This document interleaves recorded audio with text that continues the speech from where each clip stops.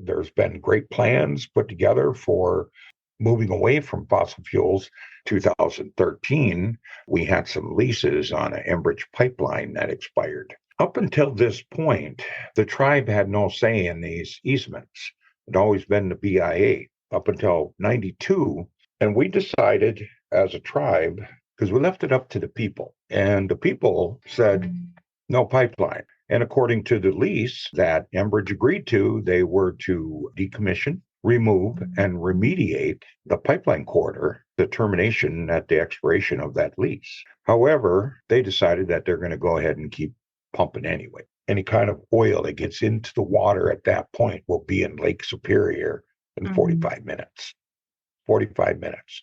Right now, Enbridge has all their equipment staged in Superior, Wisconsin. And Superior, by the time you get your units there, your people there, get them into vehicles, get them here. I mean, that's an hour and a half to 2 hours of response time right there. In the meantime, you got oil flowing out toward the Lake Superior. Eventually, Slope 18 is going to fail again. And that could be catastrophic.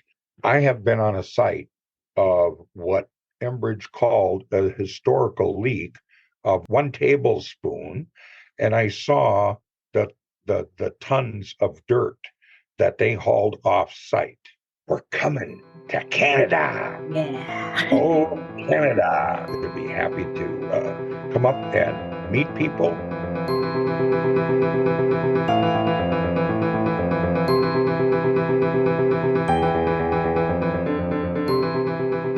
Welcome to another episode of the Environment in Canada podcast, a podcast about the environment in Canada by Sierra Club Canada. I'm Jessica Murray, Sierra Club Canada's Line 5 community organizer, and I'm part of a cross-border effort to protect our Great Lakes from a devastating oil spill. To learn more about Line 5, follow us at Sierra Club Ontario on Instagram and join the movement to safeguard the largest freshwater source on our planet. You can also connect with me every other week on Zoom, where I co-host a 1-hour community building space and podcast club. Following the podcast, We Are the Great Turning. Feel free to check out the episode with Sally Ludwig and the work that reconnects, and email ontario@sierraclub.ca for more information. Today, I'm speaking with Joe Bates, who is a tribal elder and member of Bad River Band. Bad River Band is one of many Anishinaabe tribes who continue to struggle against Enbridge and the fight to shut down Pipeline Line 5. Today, Joe shares more about Bad River's story, and he reflects on his many years of defending the land, waters, and treaty that protect the Anishinaabe way of life. You can meet Joe at our upcoming free screenings of the film of Bad River, January 30th in Toronto and February 1st in Montreal. Before we begin, just a reminder that you can take action on environmental issues by visiting sierraclub.ca. We have tons of petitions, other actions and events, and regular news updates you can sign up for on our homepage. You can also find Sierra Club Canada on social media, and you can listen to the Environment in Canada podcast on the Harbinger Media Network, Spotify, Apple Podcasts, iHeartRadio, and YouTube, or wherever you get your podcasts. This podcast also airs on CKUT Broadcast Radio in Montreal, 90.3 FM, biweekly on Tuesdays at 11 a.m. Eastern Time, and on CHMA Radio in Sackville, New Brunswick on Saturdays at 11 a.m. Atlantic Daylight Time. Don't forget to click follow or subscribe so you can get the latest episodes from us. So welcome to the Environment in Canada podcast, Joe Bates, Bad River Band member. How are you today? Well, good morning to you. And I'm doing well. Thank you very much for inviting me to come on today and to be here. So I'm doing well. Pleasure. Thank you. Yeah, my pleasure. And not just necessarily today, like I'm also very excited to meet you in person pretty soon. Yeah. Okay. Yeah. That's cool. Yes. So I guess I'll start with my name is Joe Bates. I'm a Bad River tribal member. I'm a tribal elder. I'm a hunter, fisherman, gatherer, a treaty rights activist. I've been here I was born up here in the reservation, and I moved away as a young boy and moved back when I was 28 years old. And I've been involved in environmental issues since coming back here. It's led me to where I'm at today. Currently, I'm Secretary Reporter for the Bad River Anishinaabe Environmental Protection Alliance. Mm. So we have a lot of environmental issues that we've handled over the years up here in our pristine woods that we have, North Woods that we call the Bad River Reservation. We've had a number of issues with CAFOs. They want to put CAFOs in here. We've had issues with mining. We successfully defeated what would have been the largest open pit mine in North America at that 26 miles south of our hometown here at the headwaters of the Bad River. We fought hard against that. And now we have another issue that we've been working with. In 2013, we had some leases on an Enbridge pipeline that expired.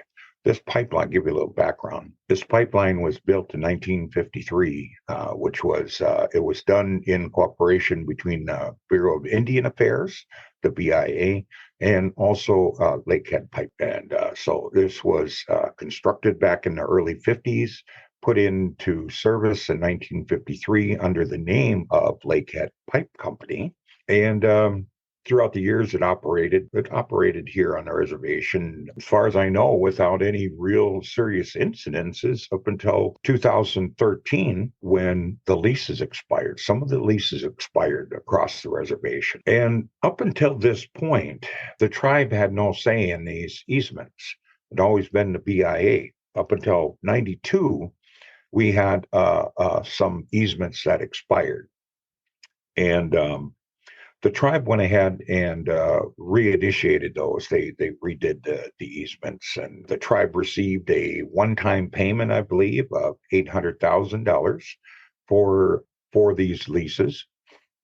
And since then, the tribe acquired more land on the reservation. Those leases expired in 2013. And we decided as a tribe, because we left it up to the people, and the people said, no pipeline. So the council said, okay, that's it. We're not going to renew the lease. And according to the lease that Enbridge agreed to, they were to decommission, remove, and remediate the pipeline corridor, the termination at the expiration of that lease. However, they decided that they're going to go ahead and keep pumping anyways. After talks with Enbridge, those all failed. 4 years later, in 2017, January of 2017, that was when we filed the lawsuit to remove Enbridge from the reservation. Last year, it was found that Enbridge is indeed in trespass. They continue to receive their unjust rewards. And so they're continuing to pump their 540,000 barrels of oil across our reservation on a daily basis in violation of our lease. So the judge said that, I believe in June of 2016, the pipeline is to be shut down across the reservation, and we're to be paid $5.1 million. So Enbridge, they don't like that. So they filed a countersuit trying to appeal the ruling, and of course it's all in legal yet. They appealed, the tribe appealed, their appeal. And to me, I mean, I'm just a simple guy, it's just, but yes, we have a number of issues, Enbridge being the largest one. But we had a movie that was put together here over the last little over a year and a half, and collecting information, interviews, and what have you. And Mary Mazzio and Grant Hill, they put together a fabulous movie called Bad River, A Story of Defiance. Mm-hmm. And I thought it was just going to be a simple little, a little documentary that, we've had videos made here on the reservation in the past, but this one has just, it's taken off. It's received national attention. It's qualified for. They've got 3 awards that they've qualified for now in documentary and environmental movies, and we're just so thrilled and tickled about it. And we're coming to Canada. Yeah. Oh, Canada. Yeah, excited to say we're going to be in Toronto on January 30th for a That's right. showing, right in January in Toronto. And then excited to say we're going to be in Montreal with the showing of Bad River the movie, Story of Defiance. And it's fabulous. Excited to be happy to come up and meet people, talk with people after the movie. We can, shake hands and do a greet before the movie. And yeah, really looking forward to it. Yeah. And I think my understanding is that you've never been to Canada before, right? I have not. I actually had to go through the process of getting a passport. I know at one time we were able to travel just on our tribal ID Mm. across the border, but I guess that's no longer. So yes, I did have to get a passport, and it was exciting. Okay, I actually had an early moment when it was always the federal background stuff, that just oh my God, they're going to be checking you out, all the way back and this and that. And so once I got my clearance to meet with Canadian consulate in Chicago, Mhm. uh, uh, I was okay. I kind of figured I'd get a passport. Okay. Yeah, you've been fighting this fight for quite some time, and I want to backpedal a little bit just so that our listeners can be situated and know kind of where we're talking about, especially because the history of the Great Lakes is very much Anishinaabe lands as well as the Haudenosaunee. So, can you share with us kind of where you are located, where the Bad River Band is, and that I think Oh, that's a certainly. place to start. Yeah. Certainly. Bad River itself is located in northern Wisconsin, right Mhm. on the south shores of Gitchagumi, Lake Superior. Mhm. And we have approximately 12 miles, 12 and a half miles of shoreline. And we've had people say 12 and a half miles of shoreline. Well, you must be really rich. Mm. And with that, yes, we are. We are very rich here as a people with what we have here in Mashkazibi. Um, for hundreds of years, this location here is a place that we call home. We were instructed to move here. My ancestors were in prophecy to travel until they found a place where food grows on water. And that they did. They followed the St. Lawrence Seaway. They followed through the various Great Lakes, which led them right into Madeline Island eventually, which is right near the largest body of manoomin that grows wild rice. Mhm. Right here on our reservation in a sloughs area we called Kakagan Sloughs, and it's a creator that provided that. It's a berry. It's actually a good berry. It's called a good berry. It's not rice itself, but that's what it looks like. But it's Ah. actually considered a berry. So is And it sweet our or Well, it's starchy. It's a starchy food, and mm, if you process it, which by the way, we still harvest it the way our ancestors did by canoe and racing sticks, and we don't allow any motorized vehicles to go through the rice beds. They all have to be a canoe with a push pole. And we have a width. We even have a width restriction on the size of your canoe because when you turn it around, it mows everything down. So you want to be wary of what you're doing out there. mm. Thank you for sharing that with me. It really gave me kind of a Sure. picture and feel of what it's like there. I can like feel the water and just imagine it Oh, growing out of the water. practically every day go down to the water and visit with the water and just breathe in the air that's coming off the water, listening to the sounds of the waves as they lap against the shore or come Mhm. crashing down. Because Mhm. where I'm sitting right now is approximately 1 mile from the shore. Mm. And when the waves are kicking up out there, it's a loud roar right Mm. here where I'm sitting. We could Yeah. we could go outside the building and hear the waves crashing on the shore. Wow. It's fabulous. Yeah. Yes. There's something so deeply stirring about like hearing water. Oh yeah. Oh Yeah. yeah. You know, I've recorded tried to catch recordings of sturgeon that are migrating up the Bad River with a video camera. Mm. And so I'm near rapids with my camcorder and you hear the rush of the water. Mhm. Well, to me, it's beautiful it's beautiful, but it doesn't compare to the lapping of the waves on the shoreline as it goes, Mhm. and you're out there on the blanket under the stars, no light pollution, Mm. and oh, it's so fabulous. It's Mhm. tough to describe, but Yeah. it's a feeling of homeland that Mm. I've never felt anywhere else. I've Mm. lived in central Wisconsin. I've lived in northern Illinois, Cedar Rapids, Iowa, Huntington, West Virginia, Atlanta, Georgia, Houston, Texas, Oh, wow. and I've never had the feeling of home as I do here. Yeah. Mm. Sounds like your body really Yeah. knows where it belongs. Oh, absolutely. Absolutely.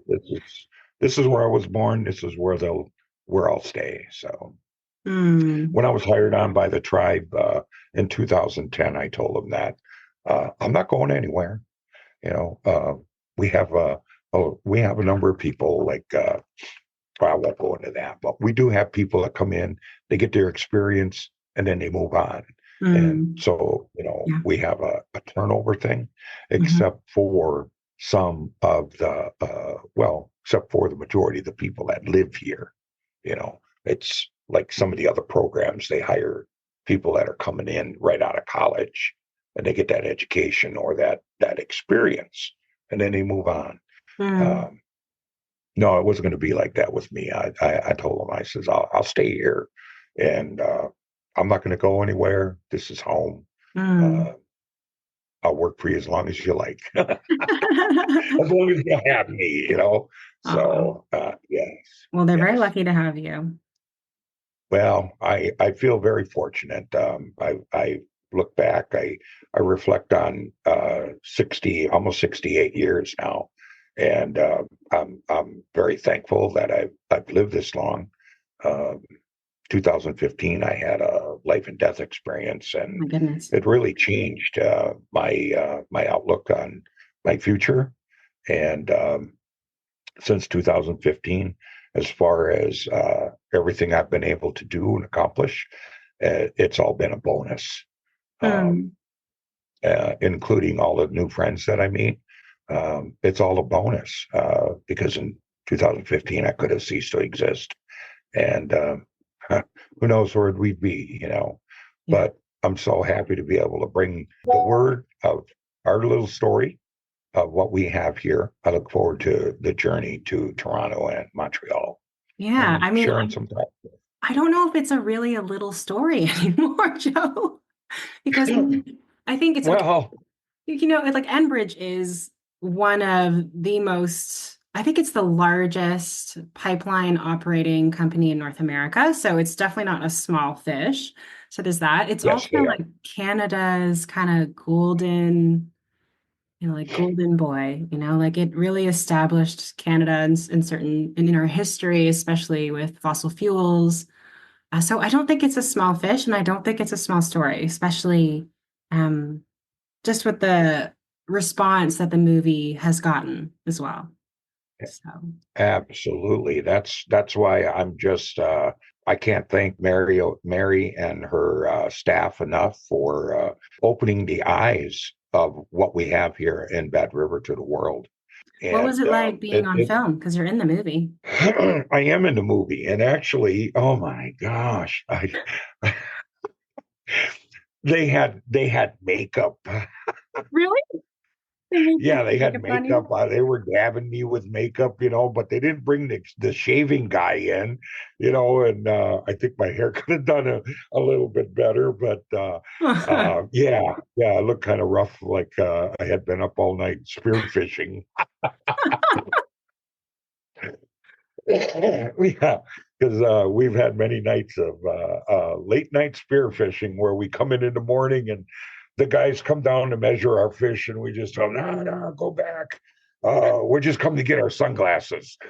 So, but anyhow, I love no, it. spearfish during the night, not during the day. But So anyhow, is spearfishing literally what it sounds like? You have a spear and you're fishing in the dark?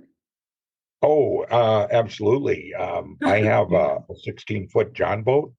Wow. It has a nice platform on the front end, and then your partner is standing right up on the platform with a 12 to 14-foot wooden pole with a spear on the end of it, and he is wearing a hard hat with a light on the front, shining the waters, looking for the walleye, and then my son and I we've been partners for many many years since he was 10 years old, Wow. and yeah, now he's 30. Anyways, he's mid 30s now. So and we've oh my God. Our first night out spearing, he took 69 walleye as a Wow. 10-year-old with Oh a my goodness. 14-foot pole standing on the front of my boat. And since he was 6 years old, he had been riding on my boat because I had a different spearing partner at the time, and his son also, many nights, both of our boys fell asleep rocking in our spearing boat while Mm, we're out harvesting fish. And the boys beautiful. would wake up, they'd count the fish for us, and then, you know, but yeah, many, many. That was an event up here that was also very nasty when we had the walleye wars back in the late 80s and early 90s. Mm, Um, where we were met at the boat landings by riotous crowds. They actually, the National Guard was there. We had the State Patrol, county county sheriff's departments from all over the Northland at standing posts at various lakes that the tribes were spearfishing on any given night back during those days. We were met by crowds of people that were shouting at us, but yeah, awful. telling us to go home.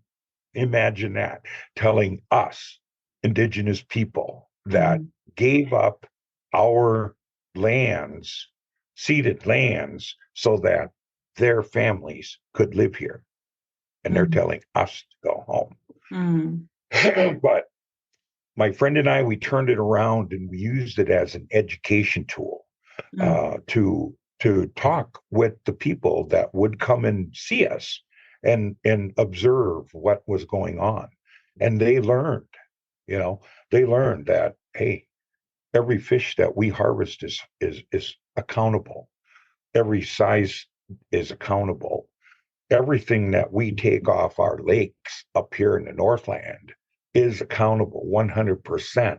You can contact our agency called Gliffwick or Great Lakes Indian Fish and Wildlife Commission, and they have numbers available to the public on how many walleye were harvested, but they can also tell you how many walleye were harvested to be put back into the waters of our Northland waters, whether it's Lac du Flambeau, whether it's Le Coup de Ray, whether it's Bad River. We all have hatcheries, and we take various fish, whether it be walleye, muskie, sturgeon, or even yellow perch, and we incubate them and put them back into the rivers and the lakes up here in northern Wisconsin, so mm. that sustainable fisheries will be there for decades to come, generations to come. That's one of the things that's very important, is protecting what we have so that the unborn Mm. still have and can enjoy what we have today. And I think about them as, well, my ancestors thought about us Mm. 7 generations ago. My grandchildren are the 7th generation that that are signatories of the Treaty of 1854 were thinking about when they signed that treaty and wanted to protect our homeland. With Mhm. Chief Buffalo and his entourage that traveled to Washington, D.C.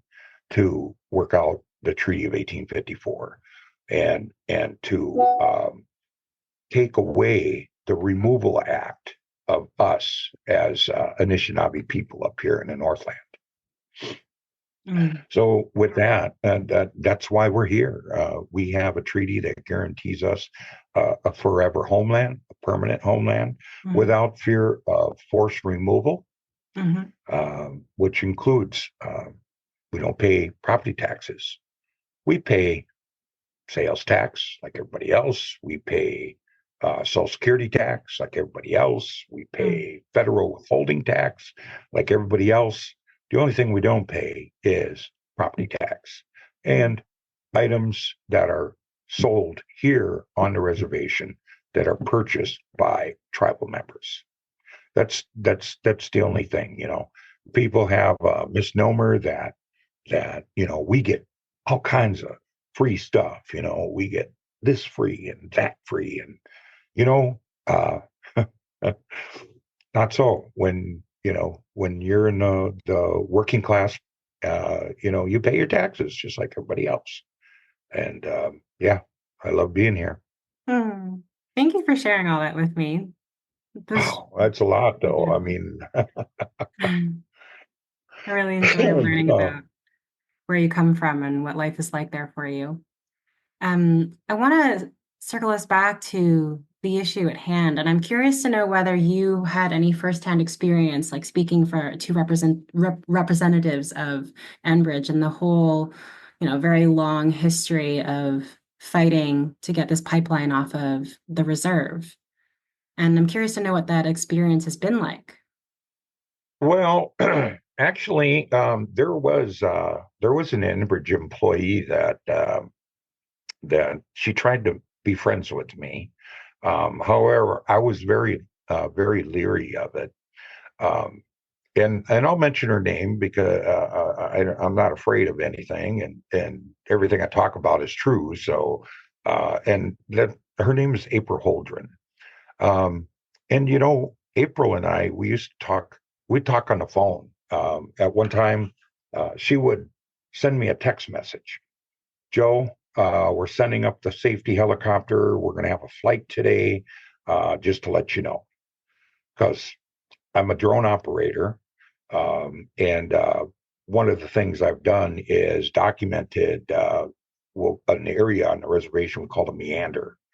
The meander is a place where the river is actually, over the course of its life, rivers meander. They change directions. Mhm. Back in the early 50s, when Line 5 was installed, it was over 300 feet from the riverbank. Mhm. I think 320 feet, I believe, to the riverbank. Well, through various stages, as well as flooding, high water events, what have you, the river has changed. So over the years, that where the pipeline crosses now, what used to be 320 feet is now just a mere 10 to 11 feet Oh, goodness. from the pipeline. We are looking, every time we hear about these big rainstorms that come through here, Mhm. we all worry. A lot of us worry, is this the one? Is this the one that's going to undermine that pipeline and take it out and cause another Kalamazoo? Is it going to cause, well, Kalamazoo is the one um, in 2010. Mhm. But this could be just as uh, catastrophic with a release at the point where it's at. because in 45 minutes, any kind of oil that gets into the water at that point will be in Lake Superior in Mm-hmm. 45 minutes. 45 minutes. Right now, Enbridge has all their equipment staged in Superior, Wisconsin. And Superior, by the time you get your units there, your people there, get them into vehicles, get them here. I mean, that's an hour and a half to 2 hours Mm-hmm. of response time right there. In the Mm-hmm. meantime, you got oil flowing out toward the Lake Superior. Mm-hmm. And we have very vital fisheries right here, not only in Bad River itself, but also off the shores of Lake Superior, where we have a fish refuge that is approximately a mile out the mouth of the Bad River. And anything that comes out of here is going to flow and it'll spread. It'll head towards Madeline Island, toward the Apostle Islands, out toward the UP of Michigan, all the way along the shoreline. Uh, and yeah, it would be devastating to our local economy. We have so many people that rely on it for fishing and just sightseeing. People that get in a boat and take a ride for a day and they go out on the water and check the shorelines out along, between the UP here, the Upper Peninsula of Michigan and Wisconsin. We join up at an area called Saxon Harbor. Very, very beautiful harbor area right there. Mm-hmm. And, but yeah, so that is of main concern. So I fly Line 5. We also have another area of huge concern, which is Slope 18. Slope 18 was discovered, I believe it was in 2016. I should have my dates better, but we had a helicopter crash here while they were surveying Line 5. Unfortunately, the pilot died. But while our natural resources department were out in the woods, they were determining going out to do a site assessment of the damage from the helicopter crash. They found an exposure of Enbridge Line 5 over 42 feet long of suspended pipeline, just hanging there, Not in the no ground. support. Mm. Not in the ground. It's on a big ravine that goes up, and up on the top of that ravine, there's a beaver pond. The beaver pond fills up with water during high water, and it has a little stream that trickles out right at the top of the ravine, and it got into the pipeline, right where the pipeline's at, and it washed it all out. Oh, Of course, our red clay, and water don't mix, just like water and oil don't mix. And all it does is that water just breaks the clay down into little pieces of sediment and washes it out. Well, Enbridge, they are on their fourth repair of that Slope 18. And I've seen pictures from the bottom of this. You get down in the ravine and you look up, all of the riprap that they have on top of that pipe, it's all sliding downhill. Eventually, Slope 18 is going to fail again. And that could be catastrophic. Slope 18 is on a tributary of Denemy Creek, and Denemy Creek runs approximately 200 yards from my house through the middle of our community of Odena, right through the backyards of the majority of people in Odena. Wow. It would be devastating. That would be another incident of forced removal. Enbridge threatens our treaty of 1854. And it disgusts me that the Canadian government will fall and pull that treaty of 1977, the pipeline treaty, and use that on this Line 5 when that pipeline treaty was created for a pipeline that was never built in Alaska, from Alaska to the Canadian port. That's what it was built. That's what it was brought in for. Yeah. They're not talking about that. No one's talking about that. So I think that's a good point to kind of flesh out for our listeners just to understand, because we're talking about different treaties.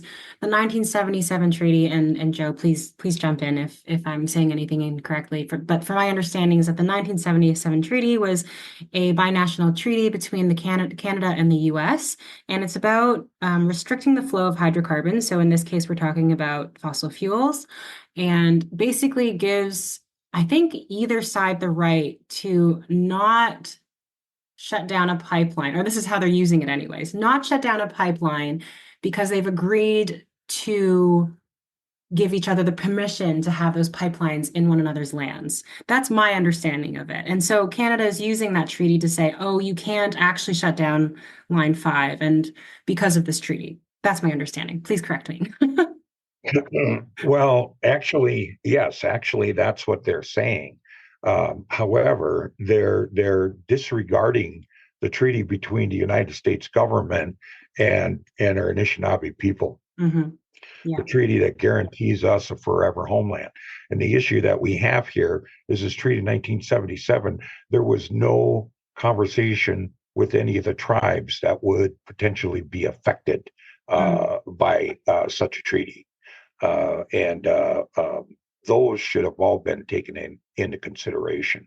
There's for far too many years, the tribes has had no say in what goes on within their lands, and now we're finally saying we're standing up and saying no, enough's enough. Mm-hmm. You know, we still have our binding treaties with the federal government. But yes, you are correct in that assumption that that's what they're saying about the hydrocarbons. Mm-hmm. And I think So, no, go ahead. but what I feel good, because there's another lawsuit that's going on through it's with Michigan, state of Michigan, and as well as the tribes in Michigan have sued Enbridge as well to shut down Enbridge at the Straits of Mackinac, where we have two 20-inch pipelines that are just laying down on the bare bottom of the Straits of Mackinac.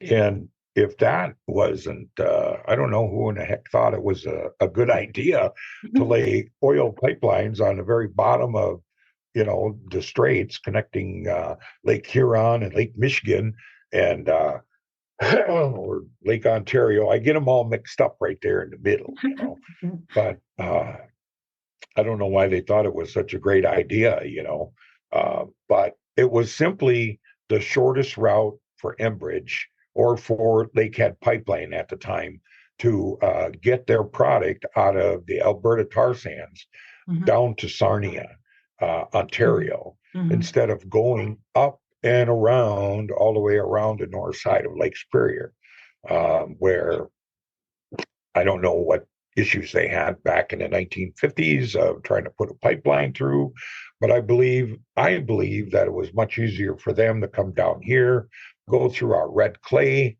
barrel through our sand, and blow through a little bit of rock. Whereas on the North Shore, they would have been blowing through a whole lot of rock in order to put a pipeline in. So it's simply an economics thing for them, and we get all the risk. Not just the people here in Bad River, but everybody, the millions of people that rely on the Great Lakes region for their sustainable water. Millions of people. We have 10% of North America's fresh water right here in Lake Superior. 20% of the world's fresh water right here, Lake Superior. And I think from the modeling that I saw as well, the straits, a spill at the straits would actually also spill into Canadian lands. So Manitoulin Island in particular, and I think it might even reach that western shore of the Bruce Peninsula. And these are areas that I know very, very well because growing up in Ontario, like I've spent time there. Like these places are treasures to me, and I think a lot of people there as well. And it's funny because I was actually talking about these film screenings coming up, and I was talking to someone that and he was like, "Oh, well, I have a cottage up there." And I'm like, "Yeah, well, you might want to care about this." So it's really Right. Canadians kind of shine the light on of like, oh, okay, like it's at the straits, but it actually also affects so much more. Like water Hmm. isn't contained to this one place, right? And a spill doesn't stay Right. in a small space as well. So it's to really let people understand the gravity of what we're at risk of here. Absolutely. Mhm. Absolutely. Well, really, what's becoming really clear for me is that there are actually multiple locations that could affect waterways, as well as treaty rights and water rights, which I think really should be a national security threat for both Americans and Canadians, anybody that relies on the Great Lakes for water. And basically, that Line 5 has all of these different risks happening all at the same time. There's multiple lawsuits happening all at the same time as well. It's really interesting to also see firsthand, the implications that Enbridge has had in our local politics. Mm, I know in the movie they say that they didn't not interfere in our politics, our local politics for tribal council, and I feel that they definitely had an impact in the election that we had, not in this last election, the election before when mm, we elected a new tribal chair. And I believe it was the financing that Enbridge put behind um, their candidate, and Mike Wiggins was removed from as tribal chair by 39 votes. Um, it's even been mentioned in we've had an Enbridge supporter stand up in our meetings and said, "Hey, we know, I know for a fact that your wife got grant money from Enbridge, not once, but 3 times, mm. and you have nothing good to say about them." Holy shit! Are you kidding me? Well, yeah. And yeah, so but we still have, we have one Enbridge's porter that still comes to practically every single meeting, and he's the one that puts out the doggone notices about their Tuesday meetings all the time. He's our local pipeline whisperer, this guy. And yeah, but nowadays the majority of everyone that sees his thing on social media, all they do is slam him, because it's just garbage. They're just paying him to look like a heel to put this Mhm. stuff out there, and yeah, it's ridiculous. Um, and what's more ridiculous is the number of people that kind of uh, see the same thing that he does, and they're looking at the money side of it. They want money, and they want the money now because they Mhm. can't take it with them, you know. And not for me. It's not about the money. It's about it's about the trees that I go out and I harvest birch bark from. We put our tobacco down and we harvest birch bark off that tree. And my girlfriend, she makes baskets, she makes barrettes, she makes crafts with her birch bark, and it's fabulous. We've been able to see.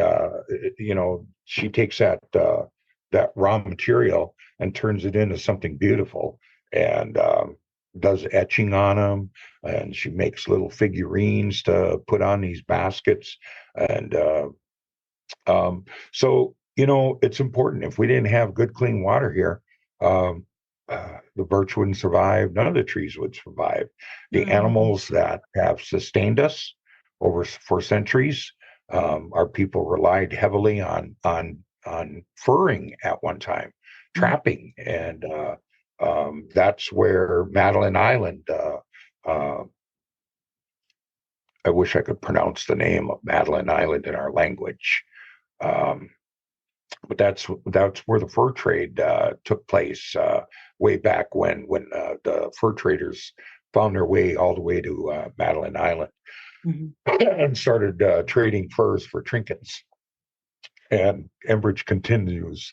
They continue with free food and trinkets at their every Tuesday information session, Oh which is boy. always the same thing. But they don't want to talk about the 70,000 gallon oil spill that they had recently in Jefferson County, Wisconsin, where this was been a historical leak. Uh, it's right at one of their pump houses at a valve connection. And it was a leak that was not discovered by their fail-safe leak detection system. And, the thing is you got to wonder how many of those little bitty small leaks do we have on that pipeline? We know right here in Bad River, we have over 100 confirmed anomalies in a 12-mile stretch. Wow. That's just 12 miles. Yeah. How many anomalies in 645 miles of Enbridge pipeline that could have one little leak over the entirety? They don't see it. How many of those do we have running across our countryside up here on Line 5? I know they're trying to make things, safer. I just realized now that they have the shutoff valve that's quite a ways away from us. It's got to be about 30 some miles away from Bad River to the west. And then I see they just installed a shutoff valve about 5 miles to the east of Bad River Reservation, as well as they installed a check valve. Now, that check valve installation, we have not seen a report on how that went, because I have been on a site of what Enbridge called a historical leak of 1 tablespoon, and I saw the tons of dirt that they hauled off site for what they considered a 1 teaspoon leak about a mile west of Bad River. And you'll see in the movie, I actually took my drone and I flew that where they were doing that, and I have pictures of what they did. The Band-Aid or the Band-Aid that they put on that historical leak that they had, where it was just one band and then a smaller band. So that's what it looks like. And the thing is, with this check valve, is they're going to open up a 30-inch pipeline that had been carrying 540,000 barrels of oil through it. And they're not going to have any kind of spillage once they cut that line open to install a check valve. I have yet to see a report of what transpired during that initial opening of that pipeline at the location where they installed this check valve. And it's approximately a mile and a half east of the meander, of what we call the meander. So so that's what we got going on now. We have people out there that are monitoring that site to make sure that it is restored back to the original condition that it was in. And they pulled all their mats out of there, but they still have monitors going back in and doing regular site visits, the monitors for Bad River. We have our own monitors that go out and monitor these projects as well. And now, more recently, the tribe had proposed. It's called a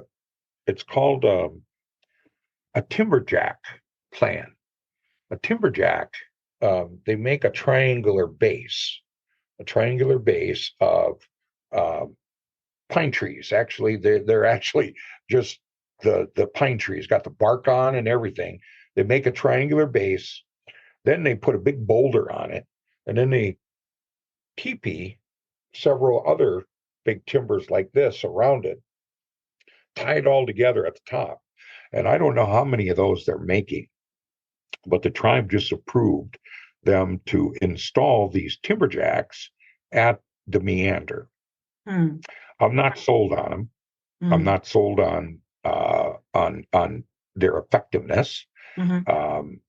I haven't actually even seen a plan of how they intend to outline these timberjacks that they're going to put right in the river bottom. Mm. Um, and currently, right now, would be the time to do it because our water is low. There's a little bit of ice up there, but for the most part, the water is very low right now at this time of the year. But they're still going to turn our natural state of the meander into an industrial work site. Mm. They have to put in a road. They got to push in roads. They got to take down trees. They got to build a bridge across from the mainland over to the other side of the peninsula of the Mm. meander itself, so they can get guys and equipment down there. Once these timberjacks are assembled, and trucked. They're going to transport them out to Line 5 right off Government Road, which is just several miles from here. And then they're going to lift them by helicopter. From that point, that staging area, they'll lift them all by helicopter, carrying them up over the trees, and then setting them out in the river bottom, right in the channel of the Bad River. So I don't feel that all of the work had been done to do that. We have, they're going to do this now, but we have our spring runoff coming. And, what kind of effect is that going to have on our spring runoff when our fish start migrating back up Bad River to spawn for the spring spawning run? Mhm. You know, how do they know that that's not going to have some sort of effect Mhm. on our spawning fish that we have coming in? Oh man, that's a lot you guys are dealing with, honestly, for so many years too. Oh yeah, Yeah, I'm just aware of the time. And so I want to sure. wrap this up and ask you, how do you how do you face all this like day in and day out? That's a lot. Well, well, it is, and Yeah. but we all just do what we can do, and we're not alone in this. No. Uh, at first when the mine thing came up, way the heck back when, I thought it was just going to be the Bad River Tribe versus Gogebic Taconite, and it ended up being the Northland against Gogebic Taconite Hmm. because we had so many allies Hmm. join the tribe in fighting uh, the mine and what it would potentially do to us up here. And now we have more and more people that are seeing the potential impacts of what Line 5 could do to not only northern Wisconsin here on the Bad River Reservation, Hmm. but at anywhere. It could be over in Iron County. It could be in anywhere in the UP. Um, that pipeline crosses, I don't know how many thousands of waterways on its way to Sarnia, but Hmm. we got to say enough's enough and stand up.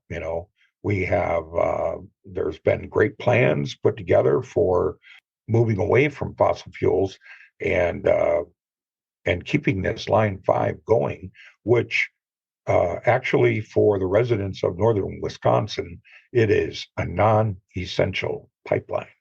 Hmm. We're not fighting all pipelines because right now we're still in fossil fuel uh, type of era, and there we still need to use it. But Line 5 uh, provides no benefit for the residents of northern Wisconsin. Only a small benefit for some residents of Grand Rapids or of um, River Rapids, Michigan, and then from there it goes right on into Sarnia. And Hmm. so for a lot of us, it is a non-essential pipeline, and the risk it imposes on just not the tribe but the entire Northland and the Great Lakes waterways, it's perilous. Hmm. And what we have is irreplaceable. Hmm. We got to protect it with our lives if we have to. Hmm. Yeah, and I think you coming to Canada, hopefully we'll see even more supporters in shutting this thing down. Absolutely, Yeah. absolutely. Looking forward to it. Yeah, me Mhm. too. So thank you so much for spending this time with me and sharing more about what's happening at Bad River. I learned a lot, and yeah, I mean, Line 5 is like an eternal learning. There's always more to learn about Line 5 and who it's touching and Yes, affecting and what's at risk. So it is. yeah, thank you It so is. much, Joe. Oh, you're welcome. You're welcome. Thank you for inviting me, and I'm really looking forward to the road trip in a couple of weeks. Yeah, I hope to see everybody. So So, if you're a listener oh, that's close to and Toronto or Montreal, please join us. yeah, yeah. I do have a couple of friends in the Toronto area, so they're excited. Oh, They were great. excited to find out that the movie was coming there because they had been wanting to see it, Perfect. and that it was even more happy when I told them that I was coming. So Yeah, they'll have because to come. I shared the date information with them. Perfect. Yeah, So that's so yeah, great. yeah, Oh, yeah. well, thanks again. I And really look forward to seeing you soon. okay, all right. We'll talk to you soon. All right. Have a great day. You too, Joe.